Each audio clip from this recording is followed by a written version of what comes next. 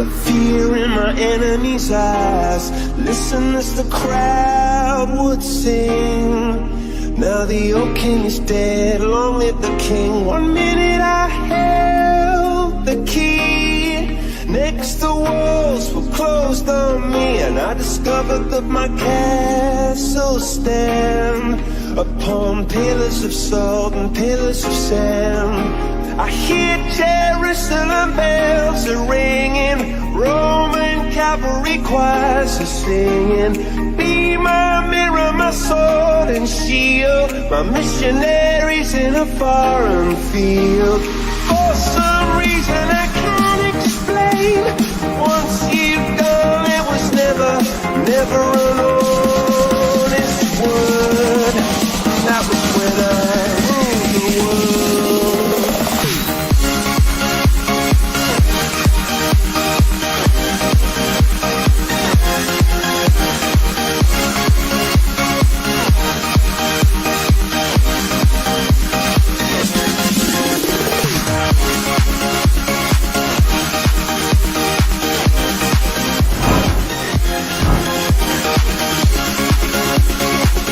Hola amigos, muy buenas noches. Damos comienzo a este programa Todos Somos Abogados, capítulo 1. Soy Carlos Álvarez, abogado de profesión, y muy contento de comenzar el día de hoy con este programa por Infórmate Serena y que llamaremos Todos Somos Abogados. Junto a mi amiga Consuelo y a Jorge Villalón, le damos la más cordial bienvenida a todas las personas que nos ven por la plataforma del Infórmate Serena, ya sea de YouTube y también por Facebook. Consuelo, ¿cómo estás en esta noche? Hola a todos. Bueno, muchas gracias por la invitación de comenzar este hermoso programa. El objetivo principal, la idea es que todos podamos saber algo del derecho y por eso quisimos ponerle Todos Somos Abogados. Y en el fondo, más que nada, aportar con nuestro conocimiento, con lo que podamos entregar a la gente y nada, pues encantada de participar en este nuevo desafío. Un ratito más voy a estar hablando específicamente del contrato de compraventa de inmuebles. Así que ahí nos vamos a ver con ese tema específico. Muchas gracias. Jorge, ¿cómo estamos? Me había quedado dormido. Sí, te quedaste pensativo, Carlito. Hola, ¿cómo estás? Hola, Consuelo, gusto de saludarte. Y un gran saludo a los amigos telespectadores que nos están viendo desde sus pantallas, ¿verdad?, en casa. Feliz de poder comenzar este nuevo proyecto. Como decía Consuelo, la idea de este programa que vamos a tener jueves tras jueves es poder llevar precisamente hasta vuestras casas un poquito de conversación en el contexto jurídico, ¿verdad? Para poder ir compartiendo conocimientos que al final del día nos atañen a todos, nos interesan a todos, y los jueves entonces todos somos abogados, ¿eh? La idea es, como decía precisamente mi colega Consuelo, poder llevar estos conocimientos y bajarlos, aterrizarlos un poquito a un lenguaje sencillo para poder ir debatiendo diversas situaciones que son de interés de todos finalmente. Así es que es hora de comenzar con Todos Somos Abogados, Carlos. Bueno, contarle a todos nuestros amigos que nos ven por las plataformas que esto nació como un sueño hace algún tiempo con Jorge. Planteamos la posibilidad de hacer un programa. Lo construimos, lo pensamos y en esos cafés que uno toma en la mañana o en la tarde se empiezan a construir los sueños. Desde ahí nos hacía falta la parte femenina y decidimos invitar a Consuelo, quien también es colega y una gran amiga. Y entonces desde ahí los tres comenzamos a construir esto que llevó un largo tiempo de creación, de compras de equipo, de un trabajo que hay detrás, de ir pensando qué es lo que podíamos hacer. Y surgió también esto, Todos Somos Abogados, porque la idea es que cada uno de los que participa en este programa también pueda compartir con nosotros, dar su impresión y, ¿por qué no?, también poder realizarnos algún tipo de consulta. Porque nuestro programa está en 3 bloques. El primero de ellos es un tema de conversación, que el día de hoy son los tribunales. Vamos a conversar los tribunales, vamos a contar la experiencia de ellos, y luego de eso vamos a hablar en el segundo bloque de los tips jurídicos de Consuelo sobre la compraventa. 10 cositas que deben saber todas las personas sobre la compraventa. Y por último, vamos a dejar el tercer bloque para las consultas que nos hagan las personas que nos están escuchando, que por lo demás ya tenemos 20 conectados por Facebook y hay personas que nos están saludando, y desde ya podemos decirle a Carolina Esther Ruiz Campuzano que muchas gracias por compartir el programa con nosotros, a Oriana Belén, a don John Cortés, a doña Alan Isoviedo, a Valesca Muñoz, a Ailín Valenzuela, a quienes los saludo cordialmente y le doy las gracias también por estar presente en este programa. Así que, sin más, comencemos con nuestro tema de conversación. ¿Ya? Desde ahí le quiero preguntar a Jorge primero que nos cuente qué son los tribunales. Perfecto, Carlos. Sí, es un tema bastante necesario de conocer. Muchas veces nosotros observamos cuando tenemos que realizar tramitación con nuestros clientes que no existe a lo mejor una noción clara respecto de qué son los tribunales, cómo se dividen, para qué sirven. Dicho de manera sencilla, un tribunal es un órgano, ¿ya?, que pertenece al Estado de Chile. Generalmente están insertos dentro de lo que se conoce como el Poder Judicial y que cumple la misión básica e importantísima de administrar justicia, ejerciendo una facultad conocida como jurisdicción, y que en el fondo se materializa en lo que es la resolución de conflictos. Muchas veces nosotros vemos que esos conflictos, las personas, los clientes los ven como conflictos de intereses, pero nosotros los abogados lo traducimos en lo que denominamos conflictos de derecho finalmente.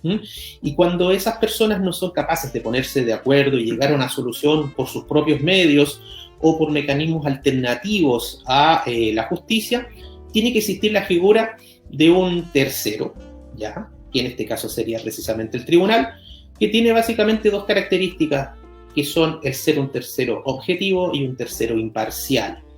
Y aplicando el derecho por regla general, soluciona ese problema asignando lo que en derecho precisamente, insisto, corresponde a cada una de esas partes, siendo obligatoria su decisión. Básicamente es eso el concepto, y por supuesto que ahí podemos ya entrar a distinguir los distintos tribunales. En orden jerárquico, el máximo tribunal de la República es la Corte Suprema, que se encuentra en la capital, en Santiago. A nivel de regiones tenemos ya un segundo eslabón jerárquico, que es las Cortes de Apelaciones, y en la base encontramos a lo que podríamos denominar en general como tribunales inferiores, que son precisamente a lo mejor los tribunales que más conocen las personas, aquellos con los que cotidianamente tienen mayor contacto, y ahí encontramos un sinnúmero, tribunales civiles, tribunales de familia, en materia penal están los juzgados de garantía, el tribunal del juicio en lo penal, y otros que son muy, muy, ¿no es cierto?, cercanos a la comunidad, como los juzgados de policía local, por ejemplo. Eso, o sea, Carlos. Hay hartos tribunales Sí, muchísimo. en nuestro país. ¿Ya? O Cada sea, uno con sus ámbitos de competencia. Así es. Pareciera que siempre los tribunales son solo uno, pero no lo es así. Consuelo, ¿qué iba a decir? Sí, lo que pasa es que también tenemos que agregar que así como existe, la gente siempre señala que son 3 poderes, los 3 poderes del Estado. Está el Poder Ejecutivo, está el Poder Legislativo, que es el que hace las leyes, y está este que nosotros estamos hablando, que es el Poder Judicial. Dentro del Poder Judicial tenemos que señalar que es una pirámide, ¿ya? Y dentro de este Poder Judicial existen los tribunales ordinarios y los tribunales especiales. Y además existen otros tribunales que no forman parte de este Poder Judicial, por ejemplo, el Tribunal Constitucional, está el Tribunal, el Juzgado de Policía Local, que tampoco pertenece al Poder Judicial, está el Tribunal de Contratación Pública, pero también tienen jurisdicción, o sea, son, sin pertenecer al Poder Judicial, tienen facultades para resolver los conflictos en los temas que a ellos les compete. Eso es lo que yo quería decir. Así es, o sea, hay un tema ahí también con el Tribunal Constitucional que tan en boga estuvo hasta hace algunas semanas atrás, por todo lo que dice en relación con el retiro del 10%, y va a seguir teniendo mucha trascendencia. Y a lo mejor ahí tú, Jorge, nos puedes contar un poco qué es este Tribunal Constitucional y cuándo fue creado, porque la verdad que a lo mejor la gente no sabe y si está o no está en nuestra región. Claro, Carlos, sí. La verdad es que ha estado bastante en la palestra, ha sido bastante mediático últimamente a raíz principalmente del pronunciamiento por los proyectos de retiro del 10%, ¿verdad?, de las AFP. El Tribunal Constitucional, muchas personas piensan que se creó a partir de la vigencia de la Constitución de 1980 y la verdad es que ya desde antes lo teníamos. Aparece las postrimerías del gobierno de Eduardo Frei Montalva, a inicios del año 1970, pero tuvo un periodo bastante corto de vigencia, después viene el quiebre de la institucionalidad y ya aparece nuevamente a partir de la Carta de 1980. La verdad es que el Tribunal Constitucional básicamente es un órgano de control de constitucionalidad. Y también es interesante aquí plantear que no en todos los países se le entrega el control de la constitucionalidad de las leyes y de otras normas inferiores a un tribunal constitucional. Existen países en los cuales ese rol lo cumple la Corte Suprema, como eventualmente también estaba pensado así antes de la vigencia del Tribunal Constitucional que tenemos hoy, actualmente en nuestro país. Del punto de vista de su generación, intervienen distintos personeros de los diversos poderes del Estado, el presidente de la República nomina algunos miembros, el Senado, la Cámara de Diputados también presenta propuestas y la Corte Suprema.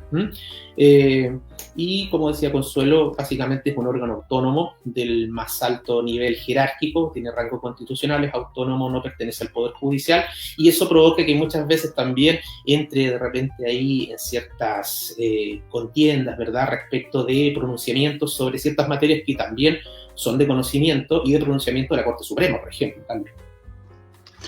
Ok, bueno, ahí conocimos ya una gráfica o hicimos una especie de paneo, ¿no es cierto?, de todos los tribunales que existen, pero vamos a otras cosas.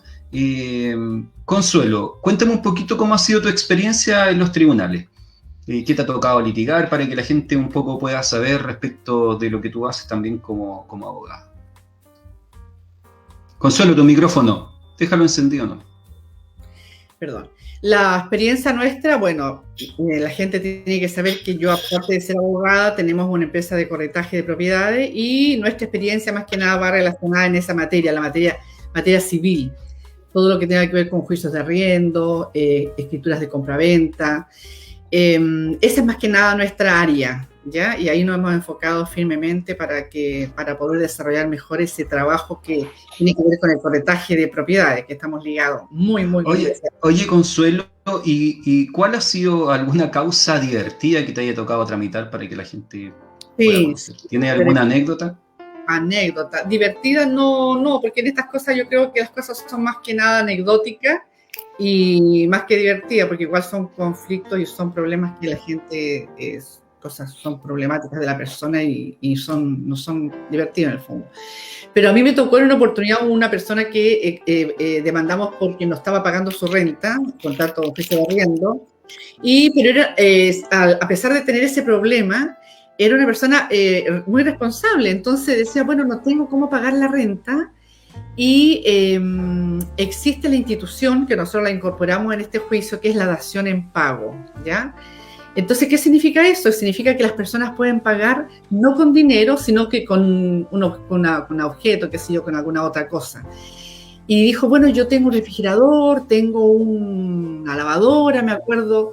Entonces, al final, la pregunta fue para la persona que estaba siendo perjudicada con estos rentas impagas y dijo, bueno, ok, que me pague con eso. Y claro, era como bien anecdótico y al final, en resumen, llegamos y resolvimos el conflicto porque parte de la deuda se pagó con cosas. Mira tú, qué interesante. Una situación ahí podríamos señalar anecdótica. Oye, Jorge, cuéntame a tu vez cuál ha sido la experiencia en los tribunales y qué causa anecdótica o divertida te ha tocado conocer. Sí, como decía Consuelo recién, más que ser divertidas, algunas cosas que puedan suceder resultan ser anecdóticas al fin de cuentas. Mi experiencia, la verdad es que está más ligada al área civil, comercial, derecho de la empresa, derecho del trabajo y también parte de derecho de familia. Y claro, dentro de lo anecdótico, respondió litigar una causa de estas típicas causas por ingresos de animales en las vías, ¿ya? En este caso era una carretera de alta velocidad, con tan mala fortuna que una pareja de personas de la tercera edad iba conduciendo su vehículo, impacta con un burrito, y el pobre animalito obviamente fallece. Se lleva a cabo toda la tramitación para la indemnización producto de los daños, prácticamente pérdida total del vehículo, de manera exitosa, y podríamos decir que todos quedaron contentos, pero alguien por ahí comentó después el comentario, bueno, del pobre animalito nadie se preocupó mucho finalmente, lo cual fuera de broma también hay que decirlo, es un problema desgraciadamente bastante recurrente y que todavía no tiene una solución, digamos, de largo plazo, son cosas que ocurren más veces de las que uno podría suponer, y Chile no tiene, lamentablemente, en comparación a otros países, a lo mejor tantas medidas tomadas, ¿verdad?, en serio para evitar estos ingresos. Así que respecto de eso podría comentar como causa anecdótica aquello. Pero en el mundo del derecho hay de todo, hay días buenos, hay días malos, hay cosas que también son más bien tristes, ¿no es cierto? Porque también hay una dimensión humana del abogado, sobre todo en derecho de familia, Carlos. En derecho de familia. Sí, se ve mucho. Jorge, me voy a tomar unos minutos para saludar a las personas que nos están viendo y escuchando. Ya, bueno, ya saludé recién hasta Alan y Oviedo. Quiero saludar también a Valesca Muñoz, a Ailín Valenzuela, a Diony Cerezo, mi madre, que nos está viendo también, a Yeli Segura, a Darlene Villarroel, a Cristian Rojas, quien nos manda un saludo desde Iquique, gracias amigo por estar viéndonos, a Alejandra Carvajal, que también nos envía muchas bendiciones y muchos saludos para que nos vaya muy bien hoy, a María Chilla también saludamos, a Daniela Díaz, a Rodrigo, qué gran programa nos dice, a César Uriza, saludos profesor me pone, así que ahí también los saludamos, a Sofía Pizarro, mucho éxito nos pone, gracias Sofía, a Vivi Valencia, muchas gracias Viviana, a Irene Carvajal, a Carolina Esther Ruiz Campuzano, que ya nos estaba haciendo una consulta, y a lo mejor sería bueno poder desde ya ir respondiéndola. Dice, yo me quedé en cero en la FP, y ¿qué hay que hacer para postular a los 200.000 pesos? Ya, entonces ahí para que le podamos responder, también saludamos a Francisco Aspebou, excelente programa se llama, señala Aníbaldo Vega, que ahí nos ponía que se nos corta la comunicación, así que ahí estábamos recién conversando para que se pudiera arreglar ese tema. A Joana Sánchez, muchas gracias Joana, un beso para ti.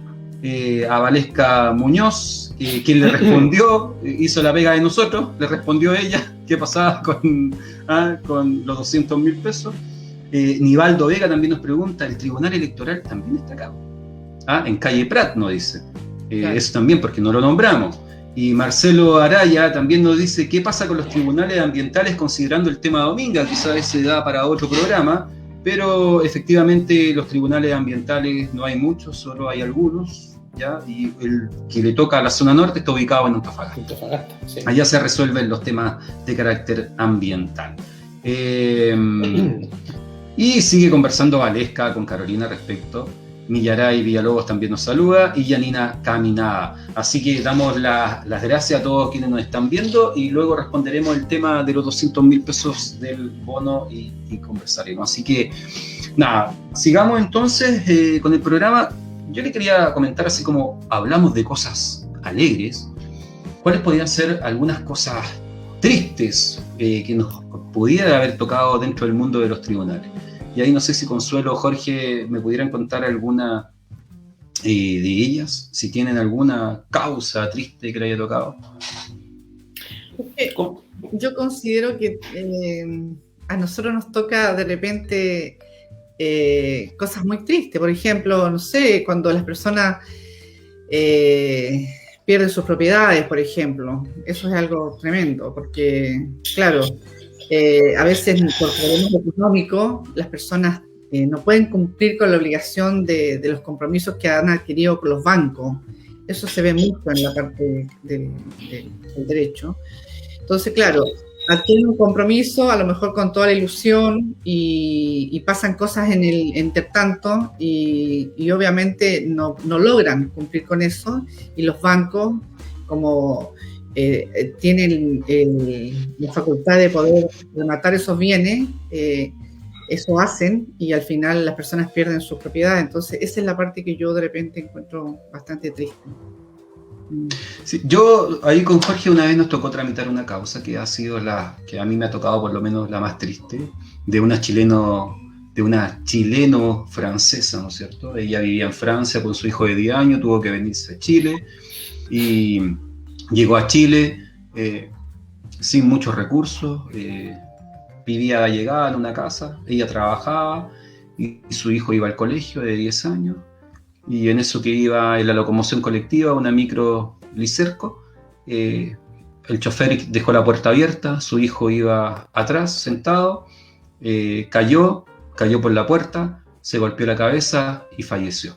Ya se golpeó la cabeza con la berma acá, con la mala fortuna de que falleció, estuvo en la UTI alrededor de 10 días y luego de lo cual falleció. Era su único hijo, la única familia que tenía en Chile y en esta ciudad. Desde ahí ella llegó pidiendo ayuda. Nosotros por un tema de carácter social también la quisimos ayudar. Le cobramos muy poco. Ella sagradamente cumplía con pagar sus pequeñas cuotas, ¿no es cierto? Que eran más que nada simbólicas, ¿ya? En relación a lo que efectivamente fue el juicio. Y demandamos a la empresa Liserco y con buena fortuna para ella, que yo creo que se emocionaron estas personas y el seguro le pagó una indemnización por su hijo. Costó mucho para que ella aceptara porque ella creía que no podía ponerle un valor a la muerte de su hijo. Sin embargo, lo hizo porque su hijo siempre quiso que, ¿no es cierto?, conocer un castillo y que lo llevaran a Francia.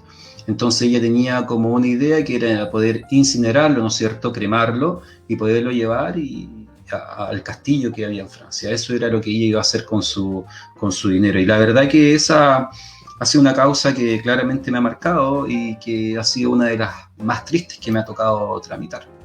No sé si tú compartes eso, Jorge. Sí, por supuesto. Yo, en general, todo lo que involucre relaciones de familia también suele ser causas que tienen una carga emocional que la viven las partes, ya el demandante, el demandado, pero que uno como ser humano, antes que abogado, también por supuesto que tiene allí un correlato, ¿verdad?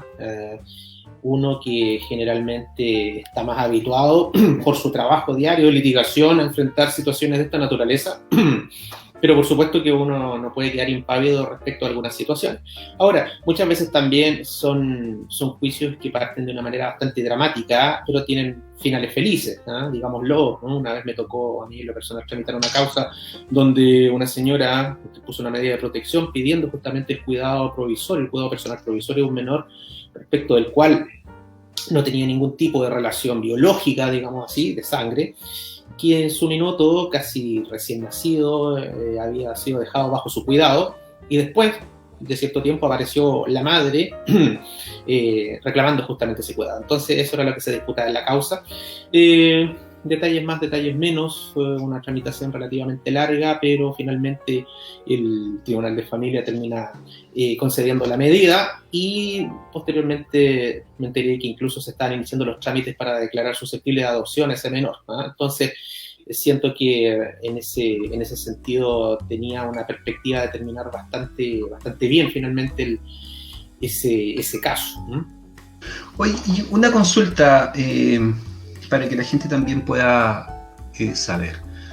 ¿Cómo ha sido la tramitación en los tribunales en estos tiempos de pandemia? ¿Ha sufrido un cambio? ¿No ha sufrido un cambio? Cuéntenle un poco a la gente que a lo mejor no está tan interiorizada cómo se ha podido hacer por el abogado sobrevivir en estos tiempos de pandemia. Consuelo, por ejemplo. De hecho, todas las causas estuvieron al principio, esto fue todo como paulatino, pero al principio, cuando empezamos con todo esto del COVID, los tribunales retrasaron todo el trabajo y no habían audiencia, estaba todo postergado. Entonces, ahora estamos recién como retomando todo, pero ha sido todo... Volviendo un poco a la normalidad. Claro. Pero entre comillas nomás, ¿no? Sí, claro. Es que no existe manera de poder prever lo que va a pasar. Ustedes han visto, es como que se va a volver a la normalidad, después los contagios suben, se vuelve a decretar cuarentena. Entonces, lo que sí yo destacaría, Carlos y Consuelo, es que el tema de ya haber estado desde cierto tiempo con la tramitación electrónica nos permitió hacer esta transición a cosas que antes a lo mejor simplemente las imaginábamos como muy lejanas, como por ejemplo tener audiencias o alegatos en la corte a través de plataformas como Zoom. Se hizo mucho más llevadero en ese sentido. Y la gente al día de hoy se ha ido acostumbrando un poco que incluso las reuniones sean vía Zoom o vía Meet o claro, vía Teams, ¿no es cierto?, estas plataformas, y sobre todo también ha ayudado que en su momento fue muy cuestionado el ministro Muñoz por emprender toda la digitalización del Poder Judicial, con el acérrimo rechazo de los abogados más antiguos que no querían este cambio. Sin embargo, el correr del tiempo dio la razón a entender de que este fue un muy buen cambio y claramente ha sido muy bueno. Chicos, estamos en la hora para ir a nuestro primer corte porque ahí volvemos con los tips de Consuelo y luego para responder algunas preguntas que nos han hecho y seguimos saludando a las personas y agradecemos también la sintonía. No se vayan, solo vamos 2 minutos al corte, por favor. Ya, vamos 2 minutos al corte y volvemos a hablar sobre los 10 tips que deben saber sobre la compraventa. Vamos y volvemos, vamos y volvemos.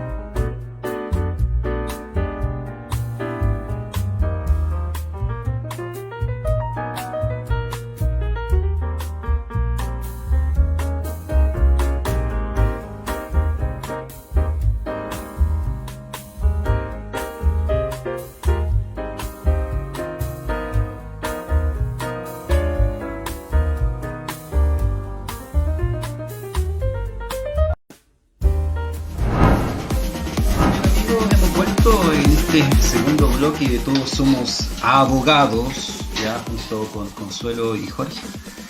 Seguimos y damos las gracias por la sintonía. La verdad que no esperábamos que nos fuera tan bien. Hay muchos comentarios, tenemos varias personas que han compartido nuestro programa y la verdad que muy contentos. Esperamos que esta sintonía siga igual por mucho tiempo, porque en otros programas iremos invitando a algunas personas que también van a ir haciendo que esto sea un poco más dinámico, ¿ya?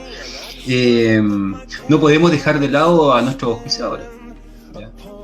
Tenemos que saludar a Daro Propiedades, ¿ya? Una empresa consolidada dentro de la región del corretaje de propiedades, quien nos auspicia nuestro programa. También a Abogados Serena, ¿ya? .cl, y también Abogados Coquimbo.cl y Abogados Derecho Inmobiliario, que hacen posible que nosotros podamos estar al aire el día de hoy. Vamos entonces con nuestro segundo bloque y con los tips jurídicos para luego pasar a responder a la gente algunas preguntitas que nos están haciendo. Y si quieren, por lo demás, pueden seguir haciéndolas para nosotros también poder respondérselas al final de este programa, ¿ya? Entonces vamos con los 10 tips jurídicos que deben saber respecto de la compraventa. Vamos entonces. Vamos a ver los 10 tips. Vamos a hablar de la compraventa de inmuebles, ¿ya? Primero, el contrato, la compraventa de inmuebles es un contrato, ¿ya? El contrato es entre dos partes en que una entrega una cosa y la otra la paga en dinero, ¿ya? El contrato de compraventa de inmueble, la verdad es que una de las cosas más importantes cuando las personas quieren comprar un inmueble es el estudio de título, ¿ya? ¿Por qué necesitamos estudiar los títulos? Para que nosotros podamos saber en ese proceso que si está con algún problema, con alguna ilegalidad, si están todos los títulos saneados y por lo tanto uno de los organismos que nos ayuda para tener todo eso claro es el conservador de bienes raíces. ¿Por qué? Porque el estudio de títulos significa que vamos a pedir al conservador una serie de documentos. Por ejemplo, dominio vigente, gravamen y prohibición. Gravamen significa, por ejemplo, que tenga alguna hipoteca, una prohibición que tenga alguna interdicción, algún embargo.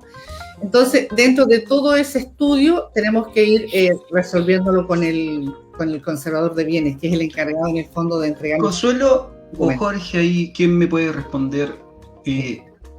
¿Quién, por lo general, envía a confeccionar un estudio de título?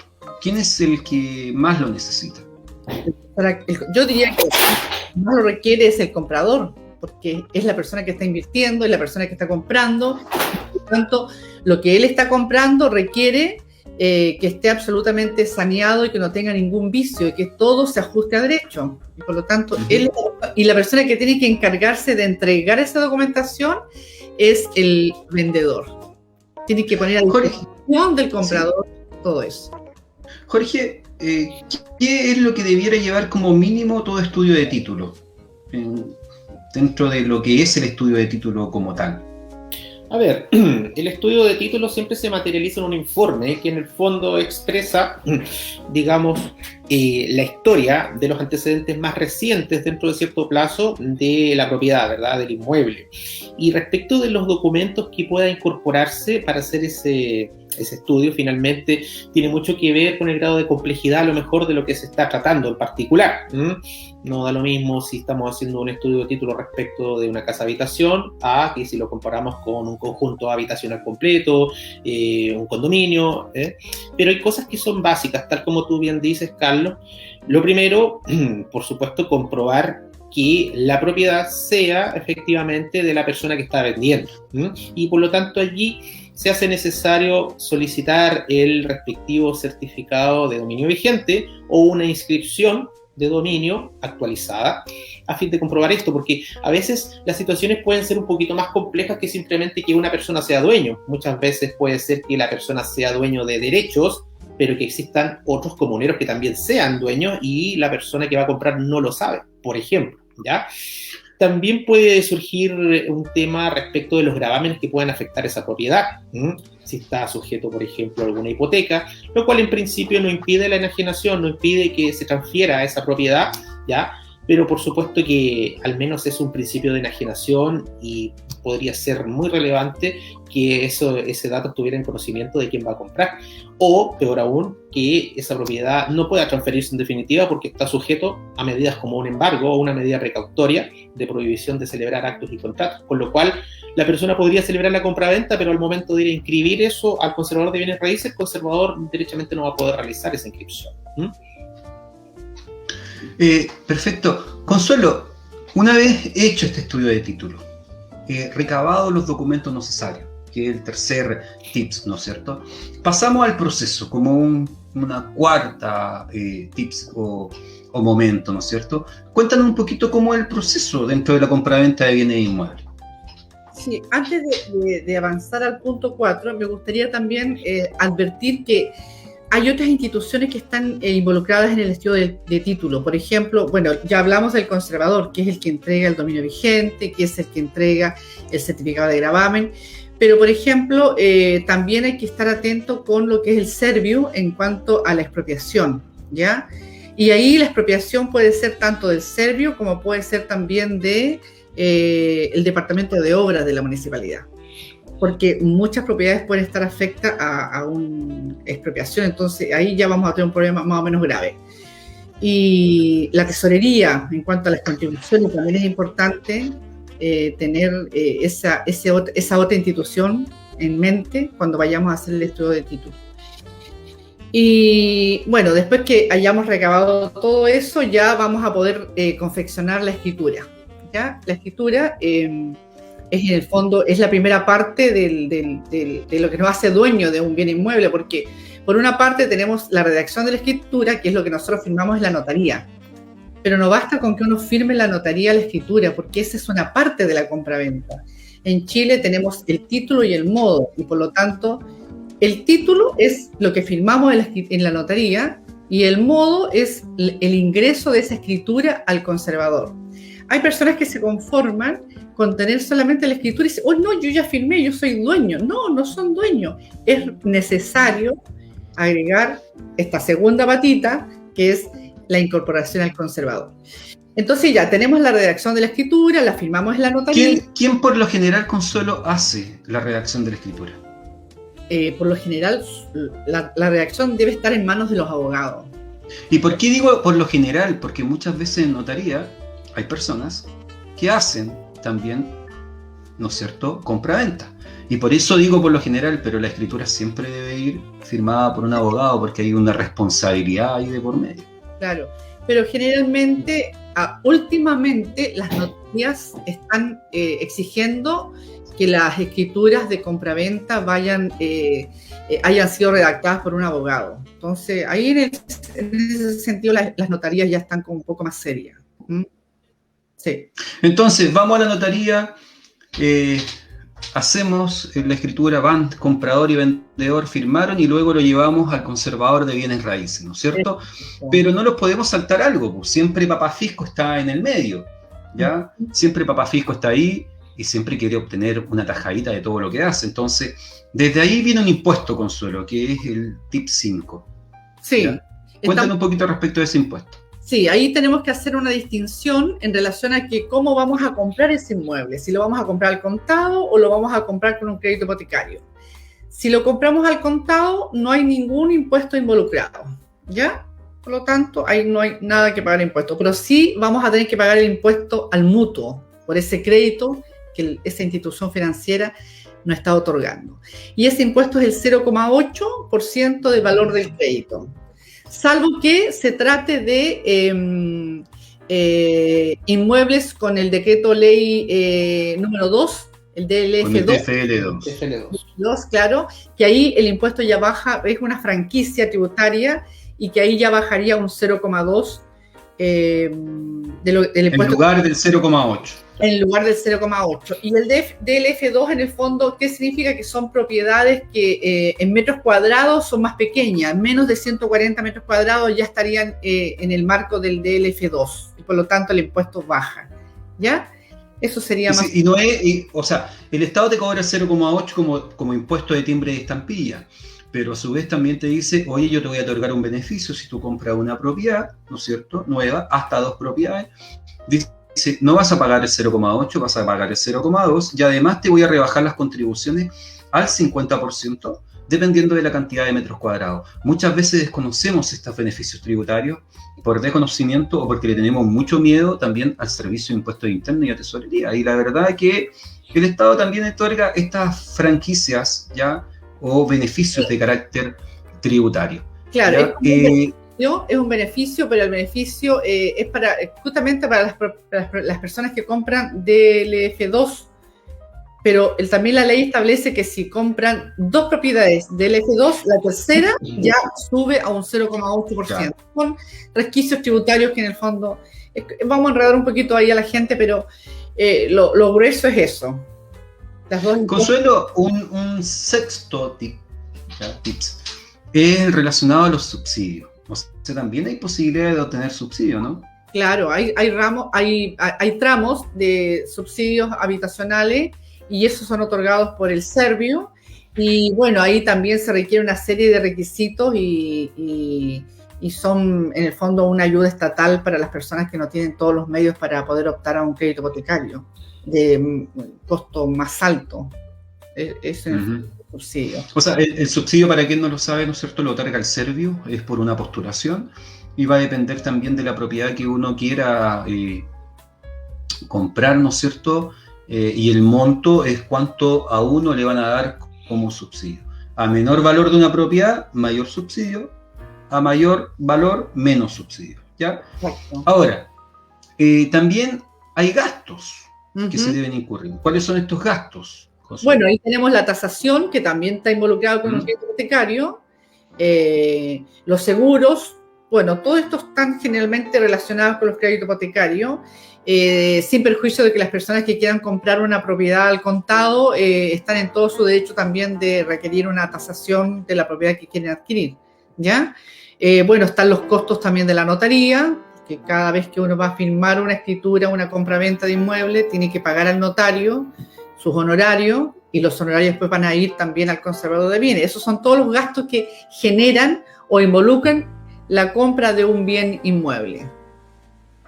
Perfecto. Si tuviéramos que valorizar estos gastos, va a depender mucho de la propiedad, ¿verdad? Pero suponiendo que hay una propiedad que cuesta 2.000 UF, que son alrededor como de 65 millones de pesos.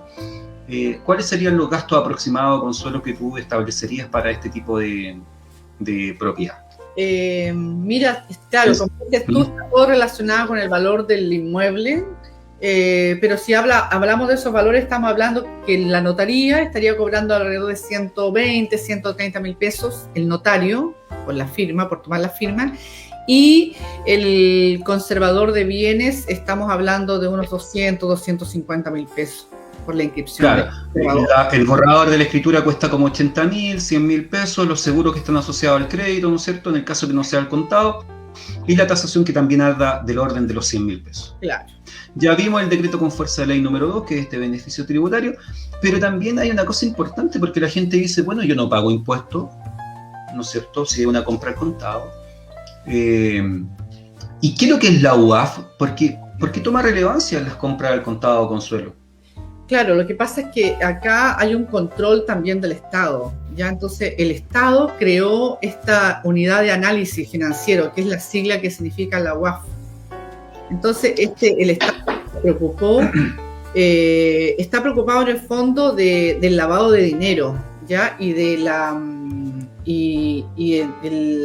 aporte que se puede hacer al terrorismo. Entonces, en base a esas dos instituciones se creó la UAF, y hay órganos que están súper vigilados. Los corredores de propiedades, por ejemplo, no pueden hacer transacciones al contado que involucren mucho dinero.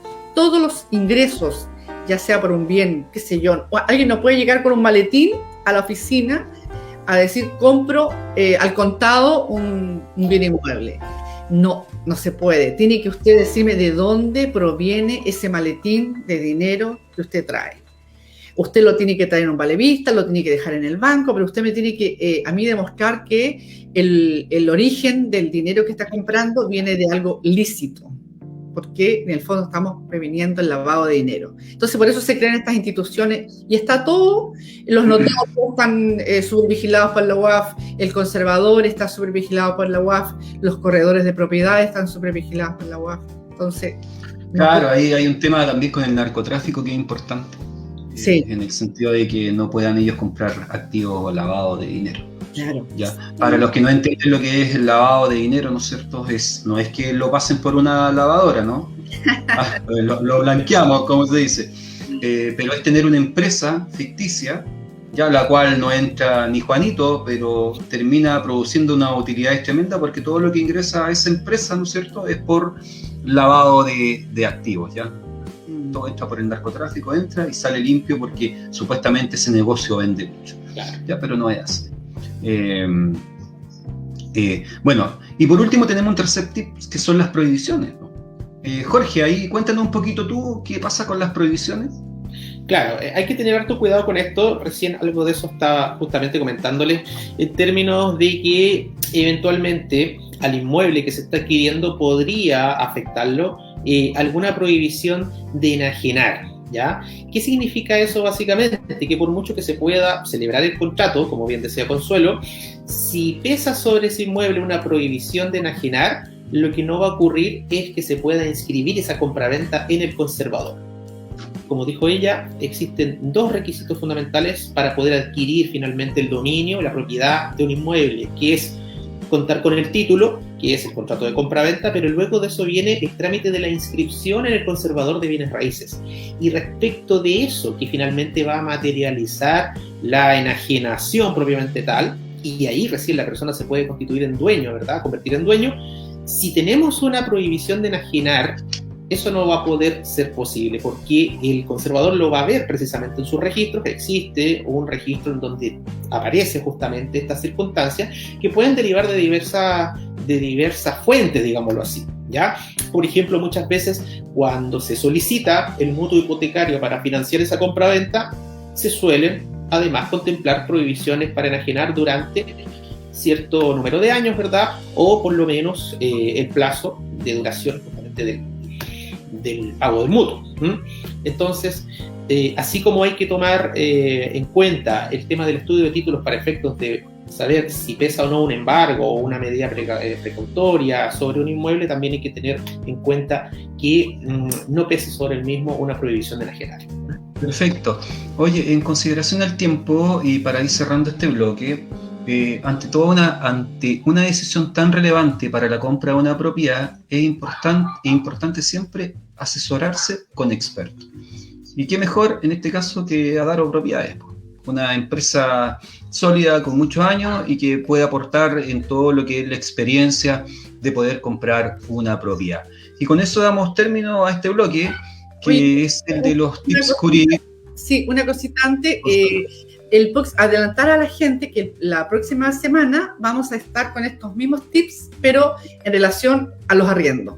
Para que se vayan Interesante tema ese, el de los arriendos, sí. Sí, para que se vayan preparando. Oye, ahora pasemos a contestar a nuestros auditores, porque están al pendiente. Vamos a ir con Valesca, que nos ha hecho varias preguntas, y ahí nuestro especialista en materia inmobiliaria puede responder. Primera pregunta, Consuelo, dice: ¿entonces hay que acreditar de dónde se obtuvo el dinero al pagar en efectivo un inmueble? Claro, exactamente. Cuando hablamos de enajenar, ¿se refiere a una compra, Jorge? Hay un cortito para la respuesta, ¿sí? Aquí hay dos preguntas. Sí, claro. Dale tu Consuelo, sí, ¿ya? Porque la primera era para ti. Sí. La primera, claro. La pregunta concreta era, perdón. Sí, entonces hay que acreditar dónde se obtuvo el dinero. La fuente del dinero. Para la compra del contado. Está totalmente prohibido llegar con el maletín de dinero, ya sea a la notaría o a una oficina de corretaje de propiedades. Absolutamente prohibido. No podemos hacer esa transacción de ninguna manera. Por lo tanto, las personas tienen que tener o un vale vista, o tienen que tener un cheque, o esas serían las dos formas de pagar comunes, digamos, claro. Claro, y si quiere llegar con ese maletín lo que tiene que hacer es ir al banco y depositarlo, y en el banco igual le van a preguntar de dónde viene. Exacto. Y es mucho más seguro, además. Y además el banco, yo te decía antes que también el banco está súper vigilado por la UAF. Entonces, si recibe ese maletín de dinero, ¿y de dónde viene? No, me compré una casa. Ok, ¿me trae por favor la compraventa de esa casa que compró? Ah, no, Sí. a mí me recibió una herencia. ¿Me trae el comprobante de la herencia? Sí. Siempre tiene que haber un respaldo de los dineros que se ingresan, ya sea al banco, a la notaría, en fin. Sí. Jorge, ¿enajenar es la compra? ¿A eso se refiere? Dice. Ya, esta Valesca. pregunta es súper interesante. Hay que tener claro que, como hablábamos recién, la compraventa es parte del proceso para llegar a enajenar. Enajenar significa transferir el dominio. Por lo tanto, respondiendo derechamente a la pregunta, la compraventa por sí sola, a pesar de que constituye un título translaticio de dominio, no basta para enajenar, ¿ya? La compraventa no constituye por sí sola enajenación, si es que luego de eso no se acompaña del trámite que yo hacía alusión minutos antes, es decir, la inscripción de ese título, la copia de la escritura pública del contrato de compraventa en el conservador. En ese instante recién podríamos hablar de que se ha realizado una enajenación. Bueno, aquí Gabriela también nos hace un comentario, dice, yo obtuve subsidio del Estado, pero igualmente tuve que pedir un crédito para cubrir el resto que faltaba para mi casa, pero poco en comparación a todo lo que costaba mi casa. Y aparte, dice, siempre hay gastos notariales, tasación, saneamiento. O sea, ella dice, fue bueno el subsidio. Fue bueno porque al final terminó pidiendo poco, pero igual tuvo que pagar los gastos que en consideración fueron altos. Pero le ayudó finalmente. Sí, por supuesto. Consuelo Valesca nos pregunta y dice, ¿es verdad que los subsidios se demoran mucho tiempo en ser pagados? ¿Cuál es tu experiencia dentro de la corredora? La verdad es que sí, tienen un tiempo de demora porque, bueno, es una institución fiscal y por lo tanto hay que tener mucha paciencia para hacer el cobro del subsidio, sí. Ya, o sea, tiene razón nuestra amiga ahí, Valesca, que dice que efectivamente se demoran mucho. Claro, claro. Y por eso hay mucha gente que también no le gusta vender con subsidio, ¿ah? Sí, si lo comparamos, por ejemplo, con un crédito hipotecario, obviamente el subsidio es más demoroso que el crédito hipotecario, de todas maneras. Marquitos Plaza también nos pregunta, Jorge, ¿qué obligaciones tiene el vendedor de un inmueble? Si puede ahí rápidamente darle a lo mejor 3 obligaciones que puede tener, o 1 o 2, no sé. Sí, hay obligaciones que siempre están implicadas respecto de lo que es el rol del vendedor, ¿ah? La obligación mínima obviamente es entregar la cosa en el tiempo y forma debida una vez que ya ha recibido el precio o según las condiciones que se pacten, ¿no? Porque en ocasiones el precio no se paga inmediatamente al contado, sino que en cuotas, como es precisamente, ¿no?, el caso que comentábamos recién. Pero oye, además ahí, eso que tú planteas es súper interesante, porque ¿cuándo se entrega la propiedad? Y entonces aquí donde han habido 2 figuras, una al momento de la firma, claro, ¿no es cierto?, te pago, pero eso queda supeditado a que haya hecho un buen estudio de título, porque también puede ocurrir que efectivamente en el conservador te rechacen la inscripción y tú pagaste el dinero y ya entregaste la propiedad. Bueno, generalmente... Y eso puede resultar complejo, pero también puede dejar instrucciones notariales. Exacto, y se supedita justamente el pago finalmente de los documentos que quedan en poder del notario contra el comprobante de que efectivamente se ha podido hacer la inscripción de manera conforme a derecho, ¿no? Yo te diría que eso es lo más seguro para las personas que están comprando. Absolutamente. Yo diría que nadie entregue un dinero, ok, yo me entrega la casa y yo le entrego el dinero, pero falta la inscripción en el conservador, que es tan importante, o sea, es lo que te hace dueño, como decía Jorge, y por lo tanto es muy recomendable. Dudar si alguien pide todo el dinero al momento de la firma. Ojalá sea siempre contra inscripción. Y dejar un vale vista para la persona del vendedor, ¿no es cierto? Y quien compra recibe su llave al momento de que se inscribe. Carlito, simplemente para complementar, disculpa, sí, a la pregunta ahí de nuestro auditor, existen otras obligaciones que son básicas también y que a menos que se señale otra cosa en el contrato suelen estar incorporadas, ¿ah? Lo que se denomina, por ejemplo, el saneamiento de los vicios redimitorios, que básicamente son los vicios ocultos que pueda tener la cosa, en este caso una propiedad, y que claro, podrían implicar que el vendedor tenga que responder precisamente por alguna situación que no se haya advertido en su momento y que después pueda perjudicar el interés del comprador, ¿ah? Y el saneamiento de la evicción, que es el evento en que la cosa se pierda producto de una sentencia judicial. Por lo tanto, mucho cuidado con el tema del estudio de título, porque ahí ya podríamos estar en condiciones de poder detectar algunas de estas situaciones que podrían hacer que una vez que supuestamente se ha adquirido la propiedad, finalmente el comprador termine perdiéndola por alguna situación conflictiva jurídica anterior a la compraventa. Ok, mira, Natalia Cardemil, le agradecemos, dice, buen programa, necesario en estos tiempos, estar muy bien informado, así que agradecemos también el saludo de Natalia. Valesca Muñoz nos pregunta, Consuelo, ¿el estudio de título es obligatorio? ¿El comprador debe solicitarlo? ¿Cómo se hace esa solicitud o dónde? O sea, al final, ¿quién hace el estudio de título? ¿Quién lo pide? ¿Es obligatorio o no es obligatorio? Cuéntanos un poquito. Yo te diría que mucha gente ignora ese trámite. Ese trámite lo ignora la gente y además de ignorarlo, no le toman el peso a la importancia de hacer un estudio de título. Pero creo que es relevante hacer ese estudio. Y no es obligatorio, es voluntario, pero si yo voy a adquirir un bien inmueble, escucha que es importante, hacer una gran inversión y por lo tanto puede que no tengan nada, puede que esté totalmente saneado, pero tú vas a tener la certeza de que lo que estás comprando es algo que está ajustado a derecho y a futuro no vas a tener ningún problema. Disculpa, y otra cosa que sucede también es que muchas veces las personas, por ahorrarse a lo mejor el gasto de que un profesional, un abogado derechamente examine los títulos, claro, recaban los documentos, pero los examinan ellos. Y la verdad es que aquí sí importa mucho que esos antecedentes sean examinados por alguien que tiene un conocimiento específico respecto a esa materia. Porque no siempre de tan solo el análisis superficial de los documentos se pueden detectar ciertas situaciones problemáticas si es que no se tiene un conocimiento también respecto de las materias que rigen, de la legislación que rige justamente. El caso de las condiciones resolutorias, por ejemplo, que podrían poner en grave problema a la situación del comprador. Sí, saludar también a mi padre que nos manda un saludo también ahí, a Yarín Adaro, que dice muy buen programa, gracias Yarín, a Marcela Herrera, muy buen programa, ejecutiva, gerenta comercial de Adaro Propiedades, a quien saludamos.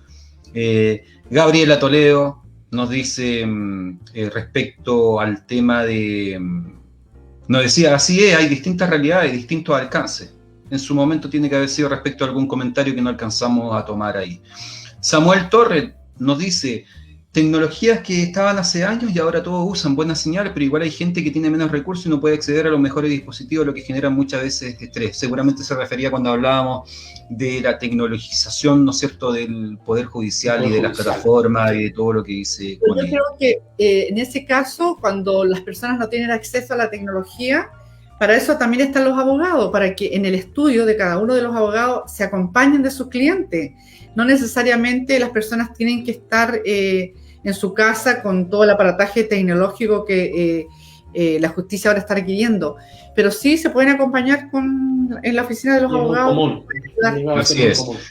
También saludamos a Millaray Villalobos, a Yanina Caminada, a Wildo Vega, que le envía un saludo ahí a su profesor Villalón, Valesca, que nos ha acompañado durante todo el programa, y estoy revisando los últimos comentarios, a ver qué nos dicen acá. Dice Marcela Herrera, ¿en qué momento soy dueña de una propiedad? Dice. Solo creo que ya... ¿sí? Lo vamos a recalcar porque es súper importante. El título es el contrato de compraventa. El que se firma en la notaría, el contrato de compraventa. Y el modo, lo recalcamos, es la inscripción en el conservador. Yo no me hago dueño con el solo hecho de firmar en la notaría, de ninguna manera. Tiene que estar la firma de la escritura en la notaría y además la inscripción en el conservador. Y ahí recién yo me hago dueño de lo que estoy adquiriendo.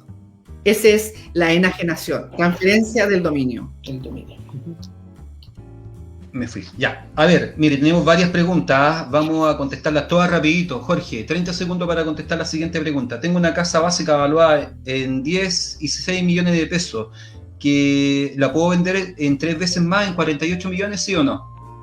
O sea, al final aquí, si son compraventas privadas, no existe una especie de límite respecto del precio, sino que eso es como un acuerdo entre las partes, ¿ya? No existe, si la pregunta en el fondo es si existe alguna ley que le impida fijar el precio o no, la verdad es que... Libre mercado. Claro, exactamente. Ya.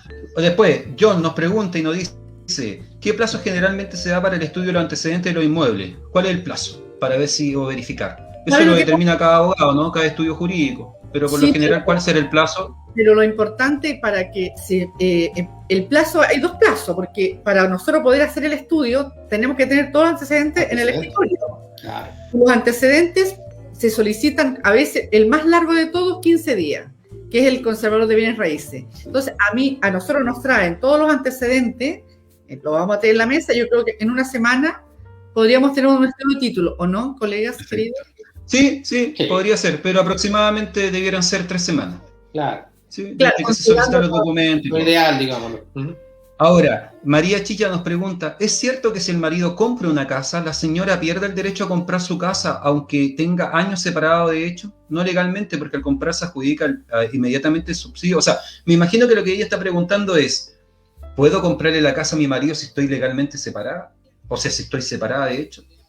Jorge, ¿se podrá o no se podrá? Ahí existe una prohibición especial simplemente para la compraventa entre cónyuges no divorciados a perpetuidad, por lo tanto habría que ver si efectivamente operó o no operó el divorcio, que es una situación distinta a lo que es la mera separación de hecho, ¿no? La separación de hecho, la verdad es que no tiene mayor efecto jurídico, salvo que sea alguna figura intermedia como la separación judicial, pero no sé si será el caso de lo que pregunta ahí la persona.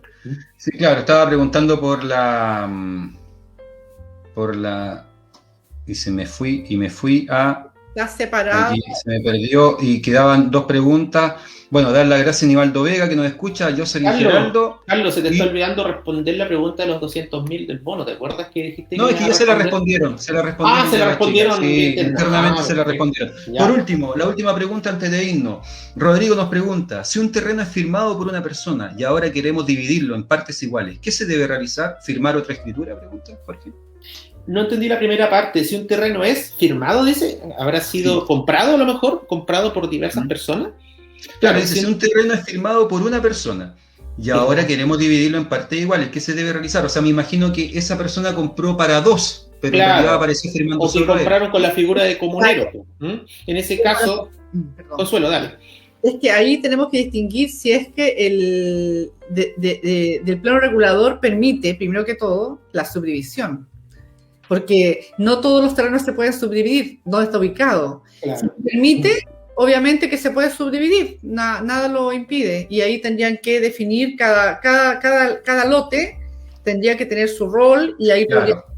O sea, si son más de 5.000 metros, si tienen 10.000 metros y van a dividir 5.000 y 5.000, no hay problema en terrenos rurales. Pero si son menos, entonces solo quedarían con derechos. Y del punto Menos de de vista 5.000. justamente de la comunidad, tendrían que concurrir todos los que adquirieron originalmente el inmueble, porque todos son dueños de parte de derechos sobre el mismo. ¿Mm? Estamos entonces, 30 segundos Consuelo para despedirse, Jorge 30 segundos y luego yo, porque ya estamos pasados en 2 minutos. Oye, nada, muy contenta, primer programa, feliz, a mí me pone muy feliz de poder colaborar y ayudar a las personas que lo necesitan y encantada de poder responder todas las preguntas si podemos hacerlo, porque la verdad es que somos abogados, pero no es que sepamos todo tampoco, porque cada abogado se va a relacionar con su área, pero en la medida que podamos vamos a poder responder todas las preguntas encantados de la vida. Y no se olviden la próxima semana los tips del arriendo. Del arrendamiento. Nos vemos. Así es. Bueno, queridos amigos en sus casas, la verdad es que ha sido un placer poder acompañarlos durante una hora y vamos a estar todos los días jueves, me imagino que de aquí al resto del año, acompañándonos en este espacio para que todos nos podamos informar, compartir, debatir sobre estos temas que son, insisto, de interés de todos nosotros finalmente. Así que recuerden que todos los jueves a las 9 de la noche todos somos abogados. Carlos. Muchas gracias, amigo. La verdad que muy contento. Si bien a lo mejor comenzamos un poco tensos, la verdad que nosotros no estamos dedicados a esta área, ¿no es cierto? Las comunicaciones. Siempre, además, siempre existe la ansiedad previa de comenzar un programa, pero yo creo que ha sido muy bueno, muy provechoso y la verdad que tuvimos una alta sintonía y yo me voy muy contento, agradezco a toda la gente que nos escribió, que se dio el tiempo de escucharnos y la verdad es que si algo salió mal le pedimos las disculpas, vamos a tratar de ir mejorando ya en nuestro programa y asimismo si quieren hacernos alguna crítica constructiva, todos van a ser bienvenidas desde ya. queremos comentarle que estamos trabajando en poder hacer de este programa más dinámico. Lo vamos a dejar en secreto hasta la próxima semana. Ojalá pueda resultar, ¿no es cierto? Pero como decía Jorge, todos somos abogados. No olvidarnos de nuestros oficiadores: Adaro Propiedades, Abogados Serena, Abogados Gimbo, Abogados Derecho Inmobiliario. Así que nada, pues nos vemos la próxima semana. Muchas gracias y que estén muy bien todos ustedes. Muy buenas noches. Buenas noches. The key next to walls were closed on me, and I discovered that my castle stand upon pillars of salt and pillars of sand. I hear Jerusalem bells are ringing, Roman cavalry choirs are singing. Be my mirror, my sword and shield, my missionaries in a foreign field. For some reason I can't explain, once you've gone it was never